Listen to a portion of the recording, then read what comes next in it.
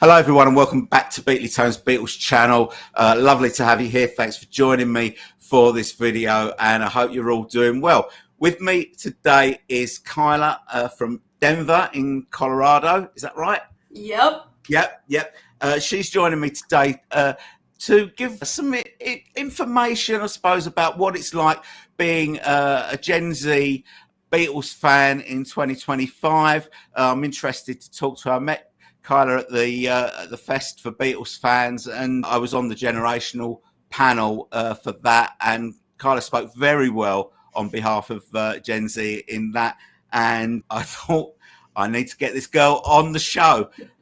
So Kyla, you're 22, right? Yep. I'm 22, born in 2003. Okay. So how did you discover the Beatles?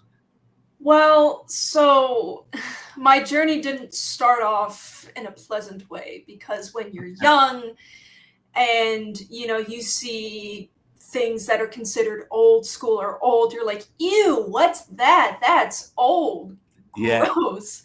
So that's what I originally thought of them because there was a classmate in elementary. She was a big fan of the Beatles and it was well known that she was. And I was like, weird, gross, ew, they're old. Yeah. But then my dad would always have like his old tracks from CDs that he had on his iPod when we would travel across the state to say like Breckenridge, and sometimes these drives can be like 2 hours long or something. So he would have that playing. And sometimes the Beatles would come on and sometimes other artists would come on his CDs. But the song that really stuck out to me that got me like, oh, wait a minute, these guys cooked, was I remember this very, very well. In second grade, my music teacher during Valentine's Day, she played the Beatles song She Loves You. And when I heard She Loves You, I was like, wait, wait a minute, this is kind of good. Wait a minute. Yeah. I don't know why it's that one, but I had my friend who was with me at the convention, Kelly, when I talked to her about this, she's like, She Loves You is kind of the Beatles song because it's talking about, love, and it's all three of them. Well, John, George, and Paul, not really Ringo, singing together, and the yeah, yeah, yeahs and all that stuff. And that song really clicked for me. And every time I hear it, it just evokes this nostalgic feeling of like, this is like maybe my favorite Beatles song ever. And then in middle school, I kind of really looked into them. I was like, okay, let me give these guys a chance. And here I am at the 2025 Chicago Beatle Fest. And now I have Beatle posters on the back of my wall. I have their records and I have some of their books and their memorabilia. And I have a Beatle bathrobe behind me. Yeah. So it's just, that was my start, was mainly due to my father's influence. And sort of how long ago was that it sort of kind of really clicked for you? I want to say, how old was I in middle school? I think I was like 13 or 14 years old. Oh, right. Okay. So about that time in middle school, I can't remember exactly why it clicked for me then, but I guess, maybe it was just bubbling under the surface and then something really just, did that for me. And I wish I could remember what it was, but I do remember that She Loves You was the start. Yeah. I mean, it was kind of the start for the Beatles as well in the UK. That was they'd had a couple of number ones, but She Loves You was the one that just really just exploded and sold about 2 million copies or something just in the UK. This was before they'd been to America. So it happened for you like it happened for them, I suppose. And what about your friends? What do your friends think? So you've kind of been on this journey really for probably about 8 years, roughly. Roughly about 8. Yeah, 8 years. So what do your friends think? Have you got any friends that are also Beatles fans that are along with you for the ride? Because I know that I did when I first got into them. There was me and my friend Fraser. We got into them kind of together, and we kind of went on that journey. And it always helps if you've got someone with you on that journey, rather than sort of treading it alone when everyone else is into completely different music. So have you got friends that are also into the Beatles that?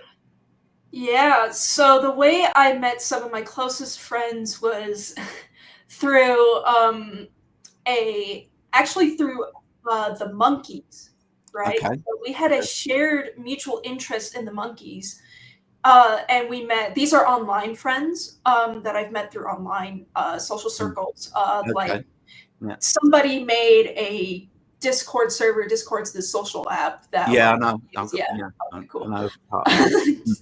um, and there was a Discord server dedicated to the Monkees, and I just remembered that we kind of just, when you like the Monkees, you usually generally like other classic rock bands. So we found out that, oh wait, we also like the Beatles, because the Beatles were my first classic rock band that I really got into. Then it branched off to the Monkees, and so we kind of like branched off. Like I found these like group of people.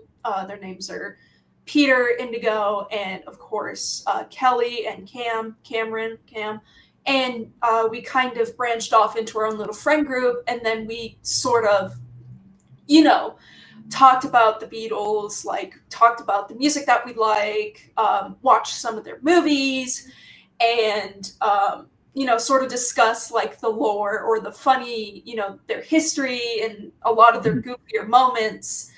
And and then of course I came to Beatle Fest with my friend Kelly, my good friend Kelly. And This one just gone. Okay. yeah, that's the one Cool. that I went with. Yeah. Yeah. And uh but my other friends, my friends that I have through college, they're obviously not Beatle fans. And so, I have other friends like my friend Rebecca that I know since high school. It's just they let me like yap and talk about the Beatles a lot, but there's always that fear of judgment of like, oh, I'm into something that's considered old school and really old. Will they kind of laugh at me for it? And the answer is no, they won't, because, of course there's going to be music artists that people laugh at, oh, you like this artist, you're weird for that and all that stuff. But no, that hasn't been my experience with it. And, because I talk so passionately about it, there's like this effect where they're like, oh, okay, that's really interesting. First of all, that you know all that, and why do you know some of these things? And it's just, of course, some of them probably have Beatles songs, on their playlists. Yeah. Okay. So it kind of started as a sort of a social media thing. Is that sort of the place where you would get sort of most of your Beatles information from social media? Like, do you follow any content creators on YouTube or TikTok or anything like that? Yeah, I mean, most of my information that I got was from my friend Kelly, because she reads a lot about these classic rock bands. Right. And I mean, I have some of my own books as well, but she really goes goes really deep with it. And so we kind of just like, oh, Kelly's the lore keeper. So we just ask her about things. It's like, hey, so what did this happen? Did this? And she'd be like, yeah, but most of Right. most of her knowledge is like more of the sillier stuff, because it's just fun to like just joke about some of the goofier things that they've done. But I also do get a lot of my information from YouTube channels, because sometimes when I really want to learn more about them on my own time, there's one YouTube channel that immediately comes to mind. I think his name is Elliot Roberts, I believe his name is. Okay. Yeah. And he's also from the UK, and he, goes over like Beatle news. I remember he made a video going over their biopics. And, I've watched documentaries on YouTube about them. There's also another YouTube channel, I believe it's called The Glass Onion, that Oh also yeah. talks, Yeah. yeah, Yeah. that talks Yeah. about the Beatles. So I mostly, get my information from secondary and tertiary sources, but sometimes, when I really do feel like it, I do go to primary sources. Okay. Okay. Let's talk about some of your favourite songs and why they're your favourites. Well, from what I've said earlier, "She Loves You" is very Yeah, special sure. to me. Is very special to me, Okay. and there are a lot of songs, that everybody knows. Like, of course, the usual "Here Comes the Sun," "Hey Jude," "Yellow Submarine," like the pretty popular ones that everybody knows. But I think one of my favorite songs of all time, the last song on Sgt. Pepper, "A Day in the Life," I really like that one. I also love "Lovely Rita." I also love the intro track to Magical Mystery Tour, titled Magical Mystery Tour. I also like Hmm. "Wait." I Okay. also No like song. Yeah. um, "The Night Before." And it's just, to me, those type of songs just have a certain sound that I really like. Um, like, for example, "The Night Before" off of "Help," I really like the way Paul sings it, because it sounds like a mix of like his almost rock and roll type voice and just his, I don't know, regular singing voice. To me, that song just feels like a perfect mix. Um, "A Day in the Life" is just a really interesting song Yeah. because when it transitions, it kind of has that like orchestra and trumpets that just rise Just with the music. crescendo type thing. Just crescendo. That's the word I couldn't It's my think. favourite song, by the way. Really, I'm I glad you. can see. I'm glad you picked that. I have to, because Yeah. it's so good. And then you have, of course, the ending of that song that kind of has that weird loop. It's like, oh, why'd they put that there? And then you realize why they put that there, and it's like, oh, that's kind of funny. Mm. Um, and it's just a lot of these more, I would call them almost niche, but not niche to us Beatle fans, but I mean niche to No. like mainstream. Yeah. Sometimes known as deep cuts, and not sort of the popular stuff, but the stuff that if you don't know the album, then you don't know the song sort of thing. Hmm. And it's just also another track that people might look at me with a raised brow, like maybe like mainstream people, is "Tomorrow Never Knows," the last song off of Revolver. Everyone loves that. I love it. I don't know, like I remember taking a Beatle course over the summer, and Okay. there are a lot of these kids that really don't know the Beatles and stuff, and I just remember like some people saying song like, yeah, a song like "A Day in the Life" really freaked me out. I was like, you would never survive Pink Floyd, I tell you that Yeah. much. You think that's weird? I'll show you something else. What was the Beatles course? That sounds it's something that's interesting. So I think it was originally average. It's over the summer. It was like a summer bridge program from when I first started university, Right. and it was just to get like some extra credits in. Yeah. Um, but I originally advertised as like a music class. I was like, oh boy, I hope they go over the Beatles because that's kind of my area. That's what I know. And it Yeah. turns out it was just an entire course on the Beatles. I was like, oh yeah, oh boy, this is for me. And it was just going over some of their history, and like we had to listen to some of their albums and like just post a discussion, because it was an online course of what was your favorite song off of the album and all that stuff, and what are your opinions on this. It was mostly just a history of the Beatles course, and of course talking about some of their influence and how they've impacted the music industry. Mm. Okay. And so what do you buy albums and listen to albums, or do you mostly stream, or do you buy CDs rather than vinyl? I wish I was wealthy enough to buy all their vinyls, but unfortunately, the economy wiggles their finger in front of me and says, no, no, no. Yeah, yeah, But I have some of their vinyl records. It's just, unfortunately, not everybody can afford like $50 vinyls, $60 vinyls. Some of them, like especially no, like the like box sets and deluxe editions, those go for even higher. I yeah, mean, ideally, I would like to own physical media. Like, I would prefer vinyl over CD, because to me, vinyl is just that's what it was originally made for, was for vinyl. yeah. But so I mostly do listen to their songs via YouTube. It's just more convenient and it's just easier. Like, especially if I'm Yeah. driving like to school, I can't just Yeah. grab a record player and say, "All right, let me turn on the vinyl. Hope Yeah. nothing bad happens." Yeah. But it's just more convenient to listen to it on a streaming service, and it's sometimes that's how people get introduced to the Beatles is through a lot of online or streaming services.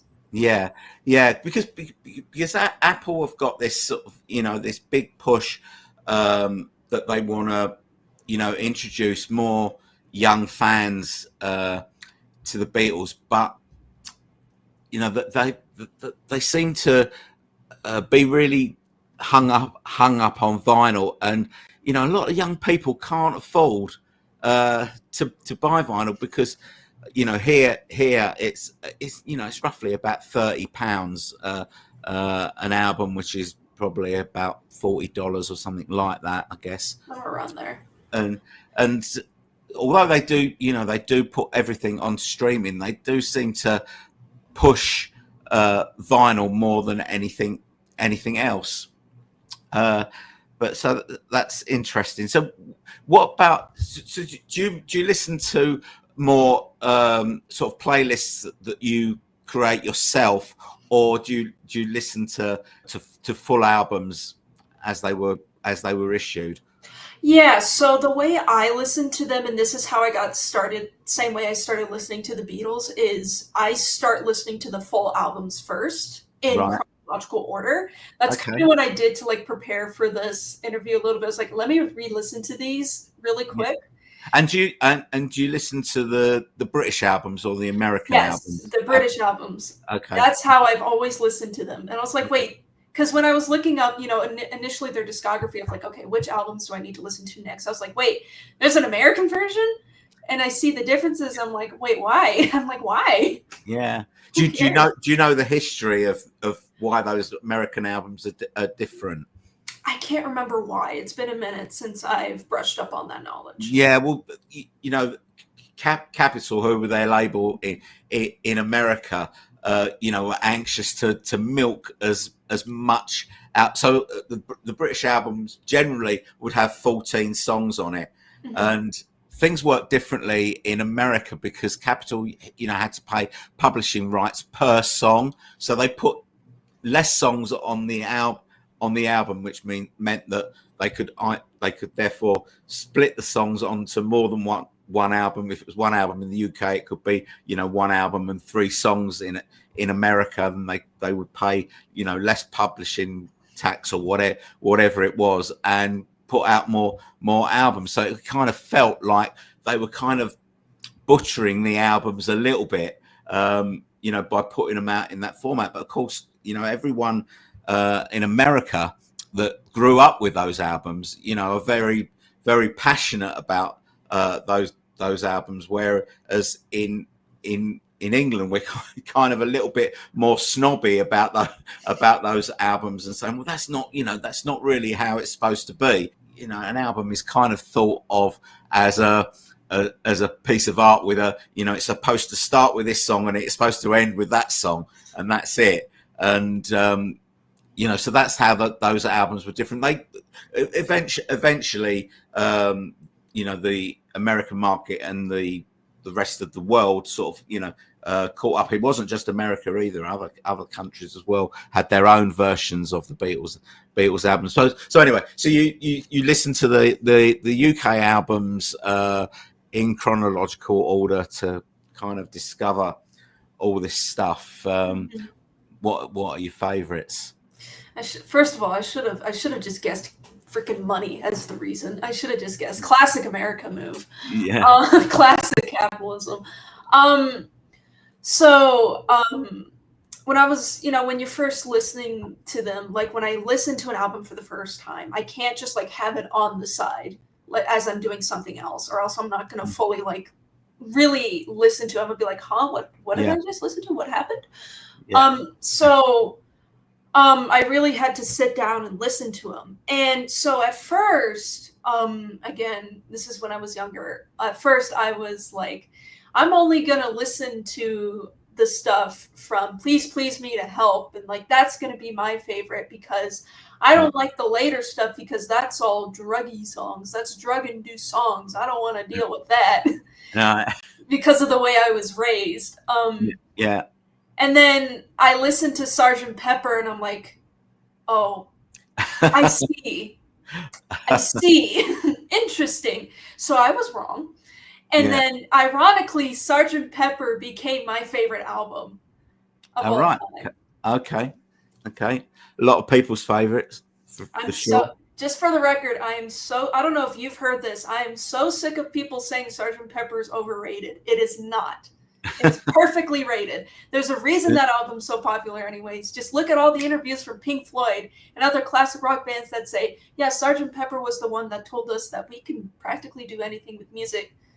Yeah. So I just hear that discourse and it makes me mad. It's like, stop it. Sergeant Pepper is an amazing, perfect album.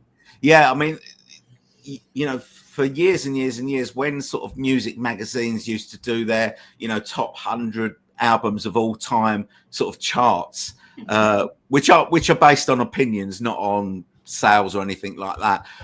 You know, Sergeant Pepper would regularly be number one. I think a little bit now it's kind of lost a little bit of its stock now, you know, compared with maybe other albums. But then, you know, rock music has had, you know, 50 years to catch up, you know, with Sergeant Pepper. It's very difficult even for someone like me who, you know, second generation fan. So I didn't come to the Beatles until, you know, halfway through the 70s. But it's even difficult for someone like me to kind of truly understand the impact that Sergeant Pepper had in the 60s when it first arrived, like for first generation Beatles fans. Because I know a lot of first generation Beatles fans were like, whoa, what is what is this? I don't like this. I don't like this. It's all druggy and it's you know, although, you know, Sergeant Pepper is not, I mean, it's drug influenced, but there's not that many drug references in it. But the music's kind of changed. It was changing, but it changed more dramatically when that came out. And it's kind of hard to, if you weren't there at the time, as I wasn't and you wasn't, it's quite hard to understand how big that impact was. It's something that I've always thought about Sergeant Pepper. But that's okay. So that's your favorite. What other albums are in the frame? So, of course, you know, because you were talking about the ranking of albums, top 100 albums. Of course, I have to talk about, you know, probably a very, this is like everybody's favorite Beatle album, which is Abbey Road. That one I think has overtaken Sergeant Pepper in terms of top 100 last time I checked. Yeah. And, you know, I mean, that's kind of, I like Abbey Road. I like just the sound, and it really did feel like they put, like, the Beatles knew that it was over, so they put a lot of effort into their last hurrah. But the thing that keeps Abbey Road from being like my absolute favorite album is, I don't know if this is like considered a controversial opinion or a hot take, but to me, I really do not like Her Majesty being at the end, because the end was such a perfect ending song.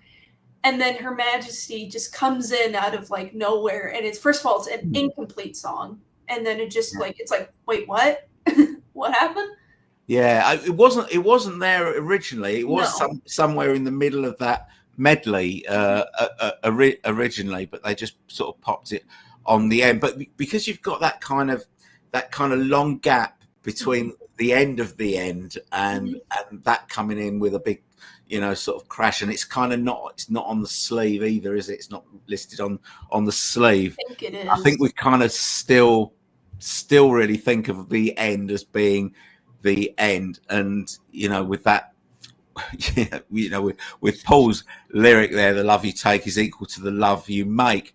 You know, how did we not know that until the Beatles told us? You know, because it's obvious. It's obvious.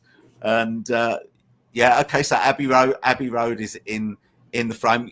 Of course, you know, Here Comes the Sun from that album. I think is the number one Beatles songs streamed, I think, on Spotify anyway. Yeah, I'm seeing "Here Comes the Sun" even on like social media platforms like Instagram, TikTok. I see that song pop up, so it's like it's pretty clear that that song is the clear favorite off of that album. But you know, I think "Because" is a little underrated. I really like "Because." Their harmonies are just gorgeous, and I think it was the Moog synthesizer, I believe, is what they used, or some sort of synthesizer.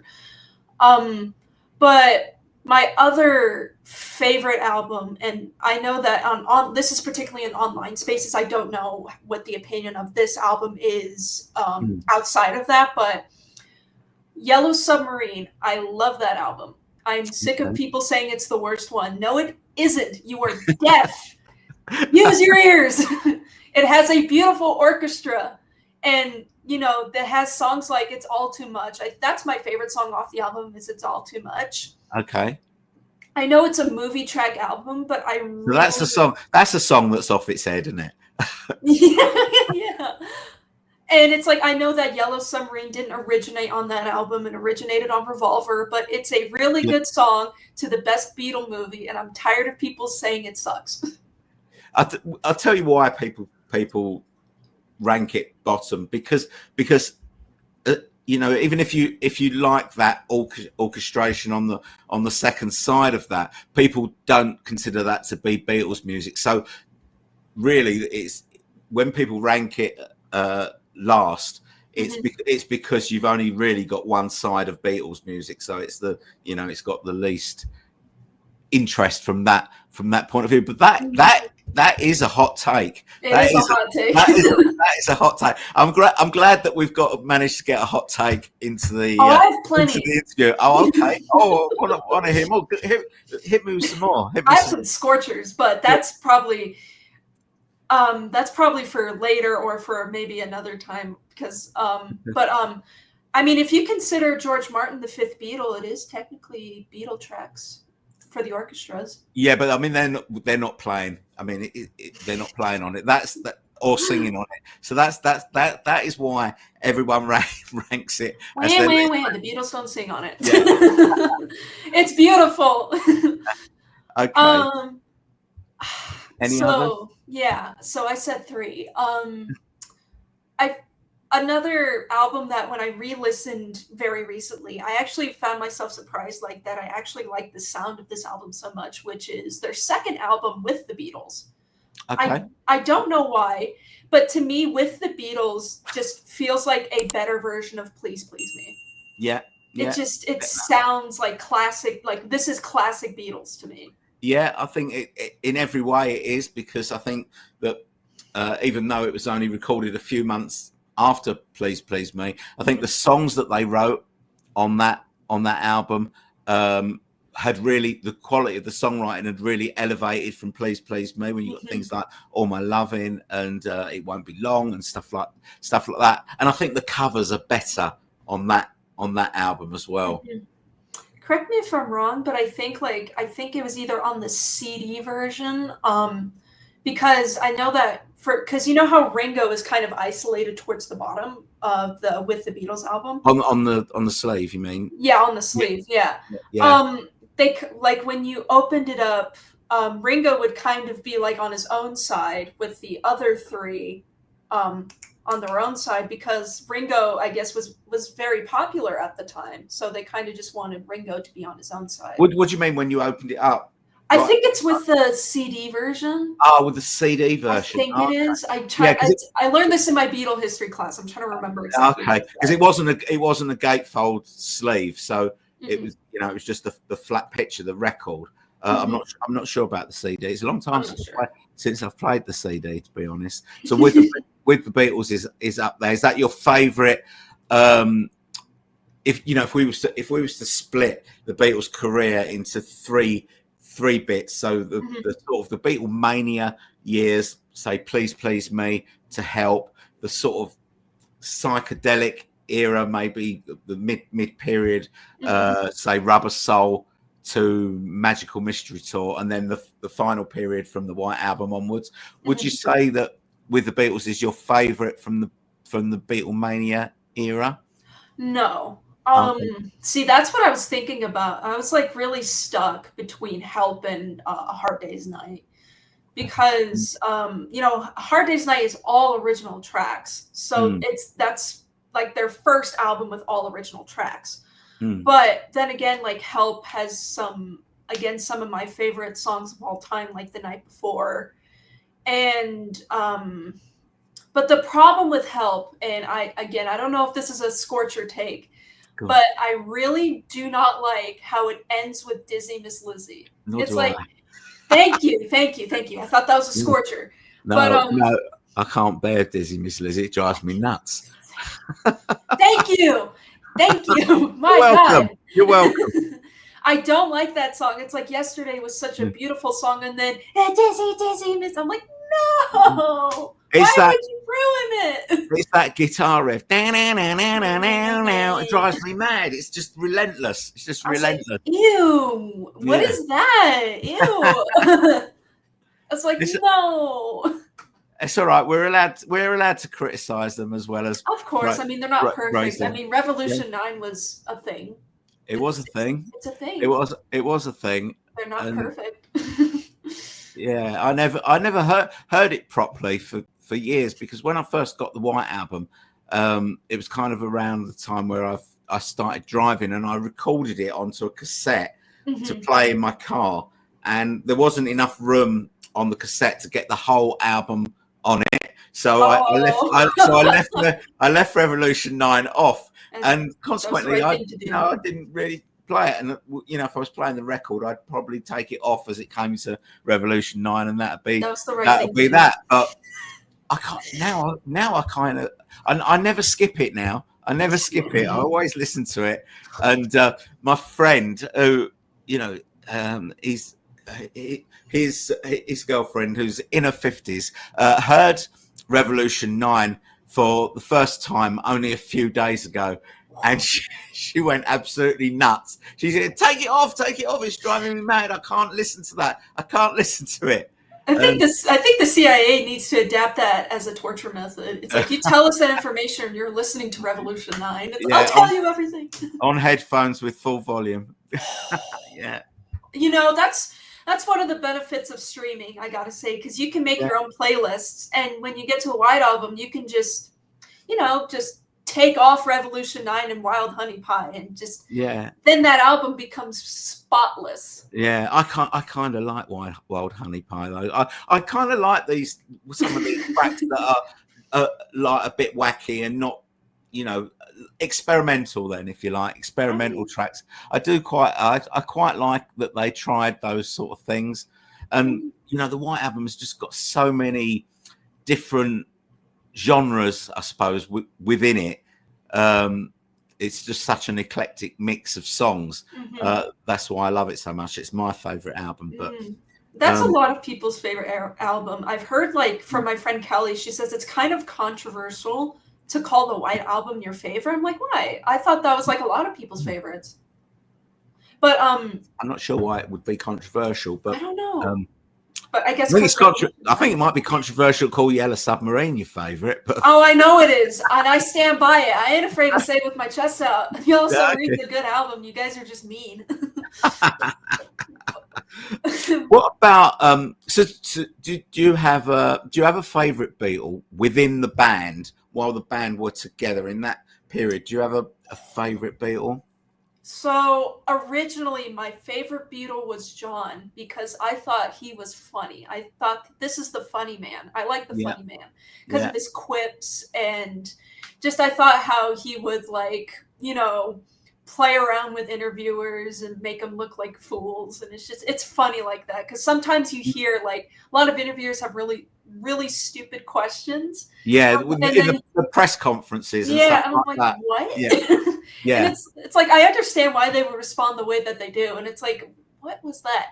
But over the years, as I start to, like, look at the Beatles more as people, and just having these discussions, my opinion drifted towards Paul and George being my favorite. I can't put one over the other. To me, it's like I like them the same. Okay. And what? But do you listen to the solo albums? I have Yeah. only like I'm gonna get in trouble. I have like There's no, really there's no, there's no right or wrong answers. You relatively, you're at the beginning of your journey, and you've got all this. In fact, it kind of makes me envious that you've got all this stuff to discover. Do you know what I mean? Because yeah. I've already discovered it. I've got nowhere to go now, but I kind of, I kind of feel. Slightly envious of young people that are just discovering the Beatles because they've got that journey that I went on in front of them. Do you know what I mean?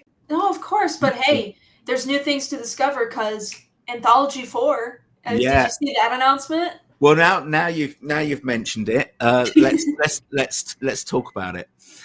So what did you, have you heard the original Of anthologies? course, yeah. In Yeah. fact, I'm currently going through Anthology 1. Right. Okay. And have you seen the documentary? Yeah, I mean, I've gone through Anthology series before. I'm just listening to it again, and it's Okay. just I love the Anthology series. I might even I was thinking of should I include the Anthology series as like part of my top 5 favorite Beatle albums? Yeah. Why I not? would group them together as just Yeah. the Anthology series because to me, You, what I remember discussing this in one of the panels about like the Beatles canon and like the yeah. discussion of like, well, should they release alternative takes of the song, and should that be a thing for us fans to listen to because these were outtakes and alternative takes? Like Mm, the mm, Beatles wanted us to listen to these takes, and to me, I'm like, no. I think I want to listen to everything that they have done, whether it be good or bad, mm. because the Anthology series is the reason why we have those Beatle bloopers in the first place, which Yeah. I love listening to sometimes because it's just so funny. And the thing that I mentioned was it's because it gives us a more of an insight to how they were as creators of music. Like, Yeah. what was their process? Why did they take this takeout? Why didn't they like it? And it's just, I'm listening through Anthology 1 because the one after 909 was Yeah. originally recorded very early, but then they y- finished it on their very last album, Yeah. Let It Be. Yeah. And it's like, Yeah. why did they take it out and stuff? Because I thought it sounded fine. It did sound, but I guess they probably just thought that at that time they had better songs, Mhm. maybe, and by the time they got to the end, they were kind of running low, Oh. running low. Oh, let's bring that one back. Let's try that one. But That's yeah. when it came out in the 90s, it was kind of revolutionary because we'd never really had outtakes from Beatles songs or unreleased stuff. It just didn't happen. Just didn't really happen. And when we got that, we got 3 double CDs of this stuff, and we got a series on the TV. And the Beatles were very much in vogue, especially here in the UK, because we had Britpop with Oasis and Blur, and they would be talking, who are your influences? No, well, it's the Beatles, and they were writing songs that sounded like the Beatles and stuff like Mhm. that. So the Beatles were very in vogue, and then we had this new song, a new Beatles song, "Free as a Bird," Love that with song. John on it. 15 years, 25 years after he no, 15 years after he died, and that's amazing, absolutely amazing to hear that, and they managed to do something with that song. So yeah, so Anthology was a really big thing. So I'm glad that you like it. I love hearing all those outtakes. Paul's broken a glass, and all that sort of Glossy broke today. yeah, all that sort of stuff. Yeah. And And the Lennon estate are really good um, at letting us, they do things like called evolution documentaries, where you kind of see a song progress from an early demo to almost how it ends up on the record, and hearing that process is incredible. So it's always good to, we know that these versions aren't as good as the versions that ended up on the record, but they're still like really interesting to listen to. So, what did you think of the announcement of Anthology 4? So I saw the announcement through the official Beatles Instagram account, and so I was on my college campus at the time eating lunch and with my brother, and I saw it and I gave him like a monkey face. I was like, Yeah. and I immediately called my dad. I was like, Dad, they're coming out with the new anthology series and a documentary series on the Anthology on Disney Plus, right? Yeah. Yeah, okay. And I was like, oh boy, we're getting another anthology. Yeah. And with new stuff. And I'm like, yes. So we're also getting an extra episode on that series. Did you see that? So we're going to get an episode of Paul, George, and Ringo working on Anthology back in 1995, which is going to be really fascinating. So probably working on those new songs and stuff like that. So sorry, just going back to. So are you going to get it? Are you going to get the Anthology box, or are you just going to stream it? Because obviously it's really, really expensive. And I want it so bad, but yeah. I don't got the money. Maybe you'll get it. Maybe you'll get it for Christmas. You never know. If you beg hard enough, you might get it for Christmas. If me and my dad can get Paul McCartney concert tickets, we're getting the Anthology 4 series. Have you got tickets to see Paul? Uh-huh. Oh, where are you seeing him? Red Rocks Amphitheater. Okay. That's in Denver, right? That's in Denver, Colorado. Yeah. Okay. Brilliant. We're going as well. We're going to Montreal, so we're cool. So that's going to be quite good. I've never been to Canada. Have you seen Paul before? No, this is my first time seeing them in concert because I hate Ticketmaster. Concert tickets are expensive. Like as you can see on my Beatle poster behind me, they used to cost like 5 doubloons. That's $5. Yeah. They don't cost that much anymore. No, they don't. And this tour is more expensive than any other that he's done. Is what we saw him in London last year, only in December. It's only a few months ago, and we had the Hot Sound tickets, which are the ones sort of right at the front, and you get to go to the sound check and all that sort of thing. So it's like top ticket. We were like in row 5 or 6, and that was £750, which is probably about $1,000. I would say over 1,000 probably. Yeah.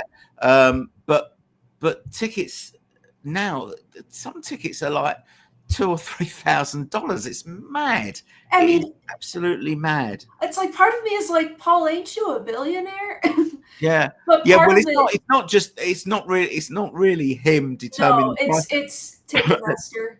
It's the venue, it's the cost of the show, it's the promoters, it's dynamic pricing that Ticketmaster use. Although Paul could have the veto and stop that, but it's kind of like a no-win situation, because if they don't do it, then the touts come in and they buy all the tickets anyway. So the touts get the profit. So who would you rather have the profit, Paul or the touts? So it's a no-win situation. But that's fantastic that you're going to see him for the first time. I always really like it when you see videos of Paul and people have gone with their kids. They've got something. Either the dads have taken their kids, and the kids know the words to every song, and you can see them mouthing it. And I just think that is good parenting. That is good parenting. Someone at the con told me that's your job when you go to Denver to see him. Yeah, see, that's what somebody at the Chicago Beatle Fest told me. It was like, your dad raised you right. I'm like, thanks. Yeah. Yeah. But sorry, go on, carry on. Oh, I was just gonna say, like, this is my first time ever, and me and my dad looked at each other and said, Paul's in his 80s. We should probably see him before it's too late. Yeah, has your dad seen him before? I don't know. No, okay. You are going to have the most amazing time, because the show is just fantastic. It is fantastic.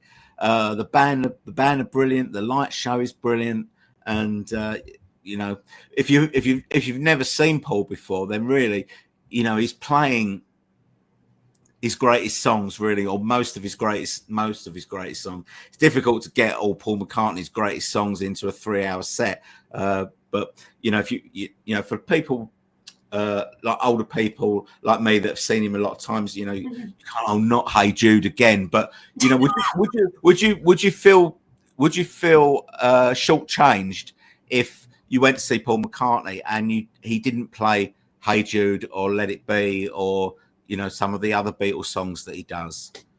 I mean, I'm gonna be honest. I am so sick and tired of him telling everybody how he made the song "Let It Be." It's like, we know. Yeah. We know. Give it a rest. We know. Thank you. He does that a lot. He does. He's got a fixed number of stories, and he just tells those. I mean, it's my first concert. I don't think I would really care that much. I mean, going back to what we kind of discussed a little bit earlier, I have listened to his solo career. I've also listened to John and George's. I haven't listened to Ringo's yet, which, but I would approach with caution. That's what I've been told. It's like Ringo's is a little much or something like that. Yeah. You should try the Ringo album though from 1973. That is a really good Ringo album, and his latest one, Look Up, is good as well.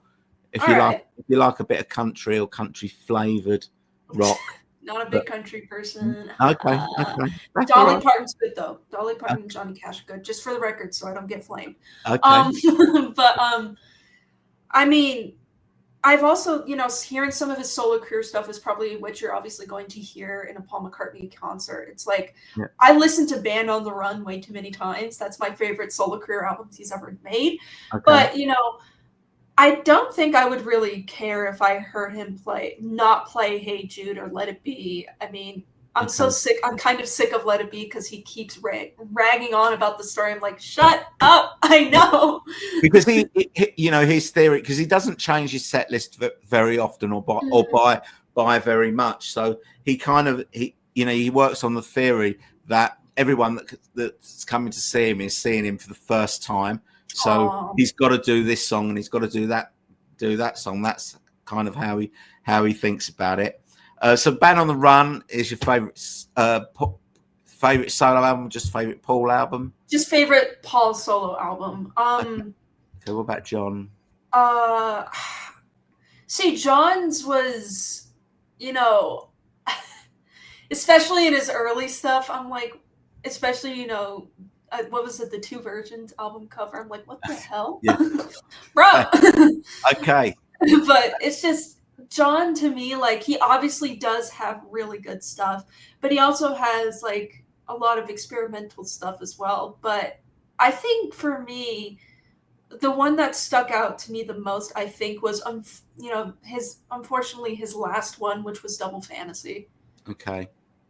And for George George was a little bit weird. I think, what was the one that was just noise? Was it Wonderwall or was it Electronic Sound? Oh, Electronic Sound, yeah. Electronic Sound. Wonderwall was for a movie, I think I've only ever managed to listen to 20 minutes of that, most, like, in one go.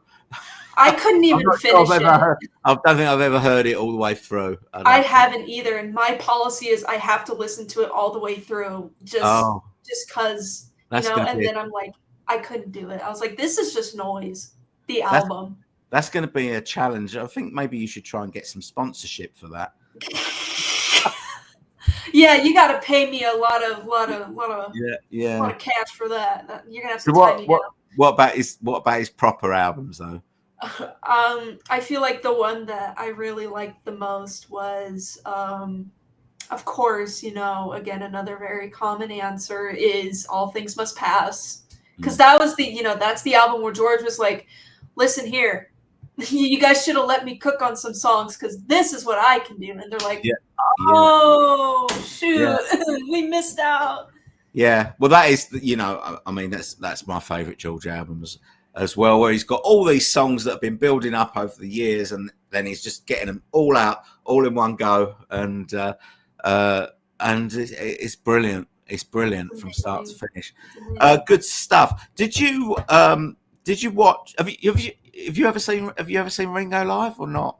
No, I No, haven't. no. I need to get Ringo live as well, but I feel like he's gonna live forever. I mean, have you seen how he looks? It's like, Yes, are you in your 80s? What it's, fountain of youth have you been drinking he from? looks he looks amazing. He comes on and he does sort of jumping jacks, all this sort of stuff.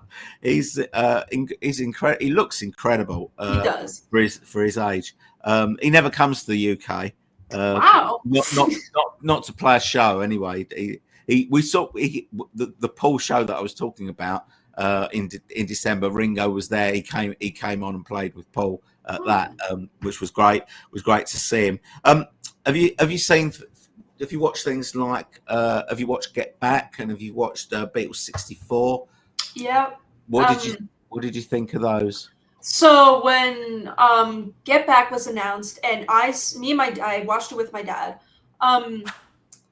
We had to borrow my uncle's Disney Plus account so that we could watch it because we don't have Disney Plus. But I like to pirate things anyway. Yeah. But Yeah. secrets. But so when we heard that Peter Jackson was working on it, we got excited because we watched one of his films before called, have you seen the documentary They Shall Not Grow Old, which was about World War Yes. So we watched that in theaters and we were just amazed with the work that he did on that. We're like, holy crap, he took World War I footage and just made it beautiful. And so when we saw that he was working on Get Back, we're like, oh, we gotta watch this. It's in good hands. Yeah. And so of course it's like 2 hours, about almost 3 hours per episode. It's like, oh man. But we marched on through and we watched it, and I was like, this is what, of course, this is what we need. This is for Beatle fans. Like, this isn't for of course, a general audience, because the general audience is like, why am I watching four dudes come up with songs for 2 hours? I think my generation would have been fried because we kind of well, I think even people my age who are not into the Beatles, they're not going to sit through 9 hours of a Beatles documentary. But I felt like at the end of it, I want more. Where's the rest of it? Where's the rest of it? Wasn't there 58 hours with the footage? And I've heard that Peter Jackson said, I think he said that there was an 18-hour director's cut that he'd made, and we thought that would come out maybe with the Blu-ray or something like that, but it didn't. So I'm not sure if we'll ever get to see that, which is a real pity. Yeah, I'm gonna break in his house. Give it to me, man. Doesn't he release the Hamburg tapes? Come on now. But he obviously, I have very strong opinions about artificial intelligence, being an artist and illustration major. But I will say, this is a good use of artificial intelligence to help clean up a lot of that, grungy footage that you could never probably get to a full HD 4K quality without it. And he himself said it, I wish, because he also redid Let It Be. And he's like, I kind of wish that I did a little bit better on Get Back because it kind of looks glossy, very plasticky. Yeah. I noticed that at first, but still, I was like, this is fantastic. This is for Beatle fans like me who want to see them. Because, in those days, because the Let It Be, unfortunately, had the misconception, gave the misconception that those days were all about tensions rising and all that stuff. They were at each other's throats, when that wasn't the case. No. I mean, I guess it's the way that Michael Lindsay Hogg cut that movie, and when we saw, because we'd seen. I mean, I saw Let It Be years and years ago. But I could hardly remember it. It was so long ago because it's never come out on an official, DVD or video or anything like that. But when we saw Get Back, being shown day by day by day, when we then got Let It Be, you could see that there were bits that were out of sequence. They weren't in the right order. But he made it look as if they were the most, miserable sessions. you know, on Earth, and it was all doom and gloom. But then when you saw, you know, Get Back, you could see that there was a lot of you know, a lot of fun going on, you know, in the studio, and you know, in parts of it. Do you know what I mean? Of course. It told a completely different story. And then after seeing that, I don't know if you thought this as well, but I thought, well maybe you don't have that same perspective, but I thought when I went back to Let It Be, I thought it wasn't as miserable as I remembered it being. I always, you know, from what I remembered it being miserable and the things that I'd read about it being miserable, I thought, well, it's you know, it's quite gloomy, but it's not really gloomy. But that was just my thought.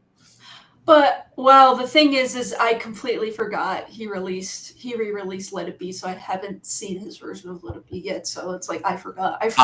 I forgot. But I will say is that it kind of makes you like look at that film sideways, because it's like, well, clearly the original director made like chopped it up this way to, I don't know, maybe to make more dramatic or more drama for just for the Yeah. theaters and all that stuff. And it's just like you purposefully painted a bad image at this time. So I'm looking at you, I'm giving you a side eye, I'm looking at you sideways. But I guess, you know, it is part of history. It is part of history, and it is an important moment of the Beatles' time together as a band. So, I mean, it's like, well, Let It Be is there. This is what people saw back then. This is what people perceived what happened back then. But now that we have Get Back, it's like, oh, that's not really what happened. So you do get that perspective of like, look, going back to Let It Be, it's like, what were they on? What were they doing? Okay. Very good. That's very well spoken. Tell me what it's like for a young. What's it like being a young Beatles fan in 2025? What about your? I mean, talk about it generally, but what about how? I don't know whether you have much interaction with older generation Beatles fans. How are they towards you? How are you towards them? Just Yeah. talk about that for a little bit. So this is just going to repeat some of the things that I've said, like when we were at that panel, just Yeah. so that your audience can understand where I'm coming from. So being a young Beatle fan, you know, it's just, of course, you're going to have a lot of those, you know, like people like my dad, like he's like, oh boy, you know, he's happy about me liking the stuff that he grew up with. And you're going to see that with a lot of older people, that they're going to be like, oh, I'm so glad that the younger generation is going to keep the legacy of what I grew up with and the legacy of the Beatles alive and going, hopefully for the future. Right. And so there obviously needs to be a push to, you know, have the younger generation look at this stuff and make sure that it's kept alive, it's kept thriving. But do you feel a sense? Sorry to interrupt, but while you're saying that, do you feel a sense of responsibility there, or not? So I just my sense of responsibility is to not get mad at people for, like, to not put people down for the way that they consume Beatles media. So there's a I don't know if you're like aware of the culture excuse me, the culture around this on like social media pages like Instagram and TikTok, but a song, say, like, I don't know, like I used the example of Here Comes the Sun, was used on people's videos of on TikTok and Instagram and all that stuff. And there's this culture of like, oh, well, that song, that's the song from TikTok and all that stuff. And then you'll have a lot of people who know where it's actually from get angry, like, no, you're dumb, you're wrong, that's from the Beatles and all that stuff. Right. And it's like, I'm kind of a little bit guilty on that too, but there is a culture around of how like people will discover things through a third party or a second party, and they'll be like, "Oh, it's from that third party." So they think it's new. They think it's new, and it's Probably. It's just like, um, and it's just like, people are going to consume media a completely different way. Like people are going to like discover media, or like for the Beatles, for example, maybe through cartoon shows that we grew up, because there's a lot of like cartoon shows or even video games that reference the Beatles. And so you can't get mad at like people who don't know who they are discovering them through a third party platform, and like get mad at them for saying, oh, that's the song from TikTok. Just say, well, actually, no, it isn't. Here's where it's actually from, and they've done more than this, right? And it's just, there's a lot of that with my generation in particular, especially when it comes to the very popular third-person shooter made for children called Fortnite, because Fortnite will do a lot of collabs with other companies, and so they'll take characters and put them in the game, and then you'll have a lot of kids say, oh, that's the character from Fortnite, when it's Boba Fett from Star Wars. And so a lot of people my age get really mad when kids do that, and it's like, well, I understand. It's like, no, he's not from there. He's from Star Wars. He's from something else. John Wick's not from Fortnite. He's from the John Wick movies. Right. But you can't shame people for how they start. You should just guide them in the right direction and be supportive, and share their passion and their interest of, oh, this is not a song from TikTok. I've heard this song. I like this song. I want to hear more from them. Mm-hmm. Okay. And what was I going to say? Yeah.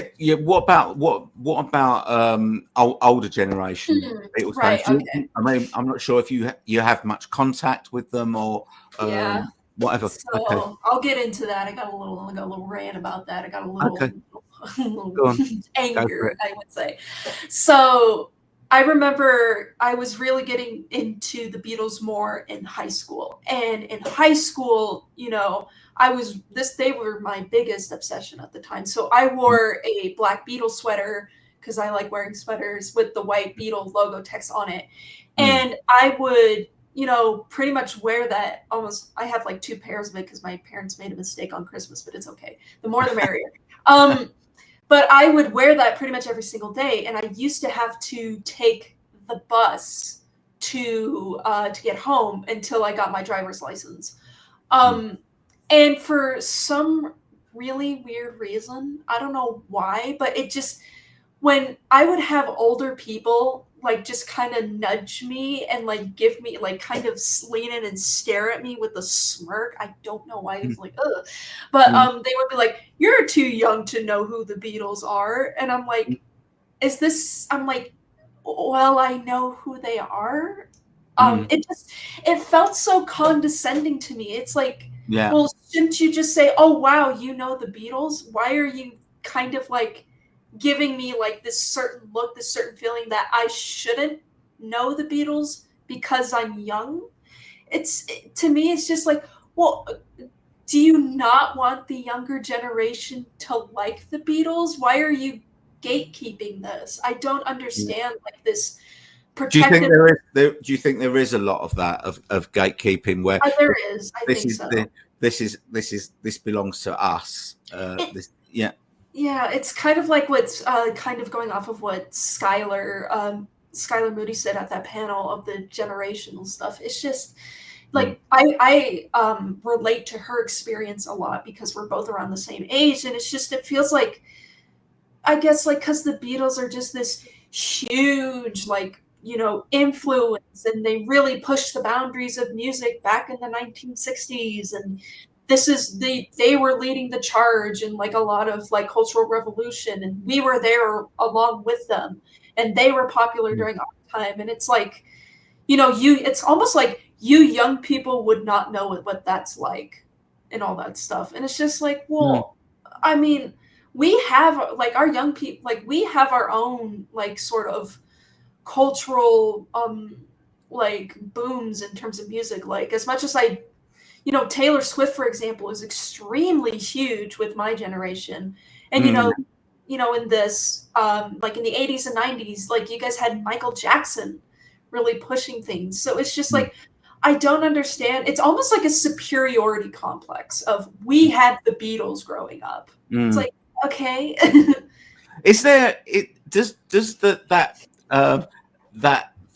mentality? Is there a reverse mentality within your generation for if parents or if parents are into Taylor Swift, is there that reverse mentality where Gen Z people want to say no, that is ours. You can't listen to Taylor Swift. No, That doesn't exist. I would say no. Because I think that my generation, growing up, I wouldn't have wanted my parents into the same bands that I was in. That wouldn't have been that wouldn't have been cool at all. Like you're old. Go away. Yeah. Yeah. But for us, I think, I mean, I can't say the same for like K-pop fans because they're somewhere else. I'm gonna just say that. I don't want to get my IP address leaked by K-pop stans, but you guys are kind of crazy, I ain't gonna lie. But for us, it's kind of like fascinating in a way to see like older people being into the things that we like. It's like, wait, really? Oh, you're kind of cool. You're kind of hip with the kids. You know what I mean? It's like, how do you do, fellow kids type thing. Yeah. And it's just like, to us, it's really, I guess, almost like impressive or just really cool that somebody, because my generation's impression of, older generations, especially, baby boomers, is they're like these entitled people that really like kick down on the stuff that we like. And say like, oh, your stuff is crap and all that stuff. They really like to, they're very protective of their stuff because it's what they grew up with and what they're used to. And they really like to like knock down what we like. So when we see an older person get into the stuff we like, it's like oh my God, there's an older person here. Welcome, come on in, And it's like, for example, like in the gaming space, there are a lot of like very older people that play video games. And to us, there's like a fascination, almost a lot of respect to that. What sort of age would you say in gaming? Oh my, there's people literally called like gaming grandmas, like they're very like almost baby boomers, like Gen X people. It's like, wow. Okay. So people in their 50s and 60s then? 50s, older, maybe even 70s or 80s. Okay.